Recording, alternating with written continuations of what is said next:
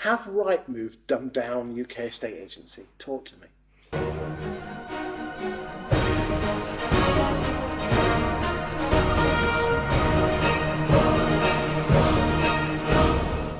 Yeah, 100%.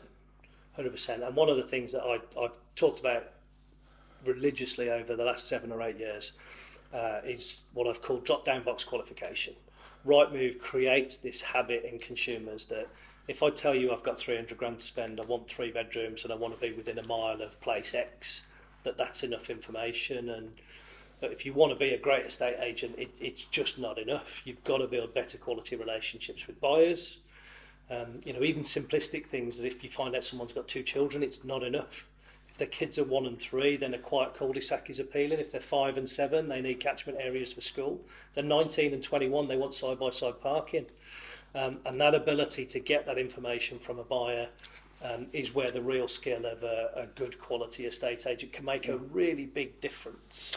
And for me, I think this is the biggest threat, the biggest potential threat to the future of estate agency in the UK, because if somebody nails this digitally and somebody creates capability that means that they can capture this in an algorithm, then it becomes very difficult to encourage the high street agents to engage with buyers, because buyers don't really want to have to make that phone call.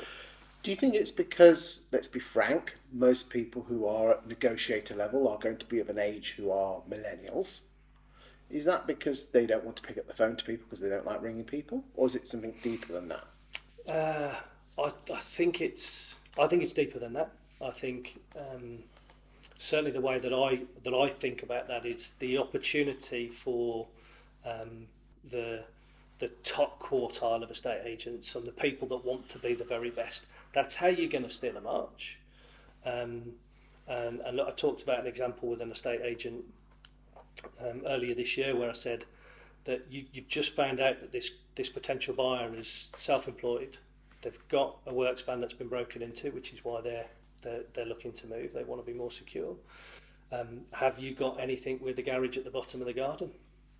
And I got a completely blank look, a real lack of understanding of why that would be appealing to this type of customer. The customer hadn't asked, have you got anything with a garage at the bottom of the garden? But for me, that mentality of a customer is, if I tell you I want a 3-bedroom semi and I've got £300,000 to spend, what have you got? That's what you're going to get. And building that relationship, getting those facts, understanding what the customer really wants in a property. But hold on, most people don't put themselves on mailing lists anymore. All they do is they do it at arm's length on Rightmove.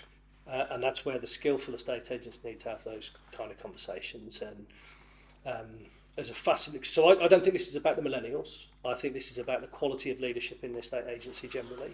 I think it is about a lack of investment in talent development, a lack of investment in supporting those listers that struggle to make the transition into leadership positions. But it's also fundamentally a challenge that Rightmove create by that drop-down box mentality. And people have got to understand things differently. And I remember somebody sitting down with me with a new homes site map and 40 houses on the site map and said, which one would you buy? And instinctively I went to the one with the biggest garden, and somebody else went to the one with the most parking, and somebody else went to the property that was in the quietest position at the end of a cul-de-sac. Somebody wanted a property that was backing onto another property because it was more secure. And estate agents understanding that not every 4-bedroom detached with double garage is the same is fundamental to the value that we can add.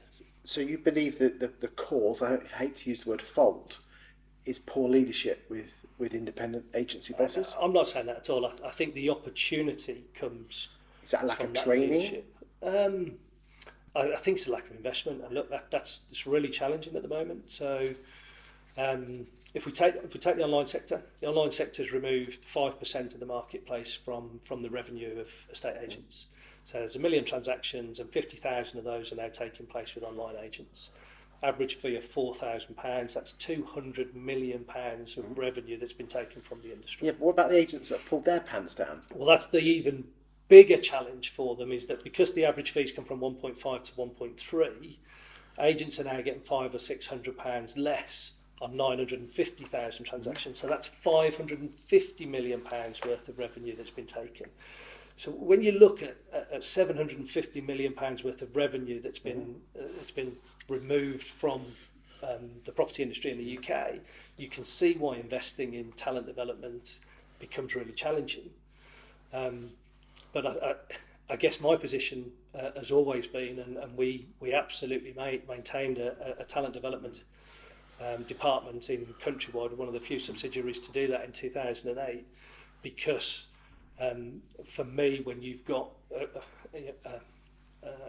a multi-branch operation, the calibre of what's happening on the front line is fundamental to the success of the business. And if high street estate agents, if online estate agents, if the people talking to customers aren't doing a brilliant job at understanding their needs, then that's a real missed opportunity. So what advice would you give to the negs on the front line? And also, I'd be interested in what advice you would give to agency bosses. Yeah, so negs on the front line... Surely it's their responsibility, isn't it, to take ownership of this? Yeah, maybe, but it kind of depends, really, doesn't it? If the environment that they're part of is understand what they need and give them some details, or send them an email, or keep them informed of new instructions, then they're operating within the guidelines that they've got. In one of the other videos that we did, I talked about how fortunate I was in being exposed to high-level leadership in sport. Yes. One of the statistical challenges that our negotiators on the front line face is that half of them work for below average leaders. Half the leaders in the state agency are below average, half are above. Of course. So half of our negotiators work for below average leaders.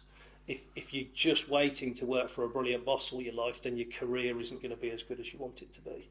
And for me, for those frontline negotiators, my advice would be, you've got to build better relationships with clients. Shortcut to it, what's the best house they've seen so far? What made it the best house? Why didn't they buy it? And that may well give you the open door to, it was a 3-bedroom semi. Cracking 3 little lines there. Thanks for sharing that one. Yeah. To business owners, well, look, I know how hard those independent business owners work at differentiating their products. The relationship you've got with your buyers is one of the key parts. And if you get your relationship with your buyers right, then your valuation chase calls, what happens is they say, I've just spoken to a buyer, they've just missed out on a property around the corner. The reason they like that property was because of the catchment area for the school, which I know your children go to. How about we come and talk to you about showing these people around your house? But that kind of connection with buyers... That's old-fashioned estate agency. It's not old-fashioned estate agency. No, it's good though, isn't it? It's what great estate agency has always been about. And that's why that drop-down box mentality that I talked about with Rightmove, it kind of encourages estate agents to find the shortcuts that for me are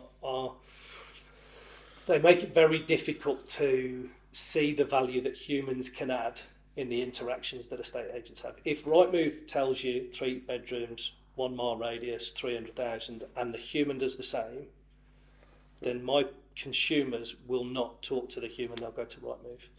If the human adds value, if the human makes it a better customer experience, if they make the customer feel listened to, trusted, understood, then that will be a better opportunity for business today and a better opportunity for business in the future. Thank you. Thanks, Chris.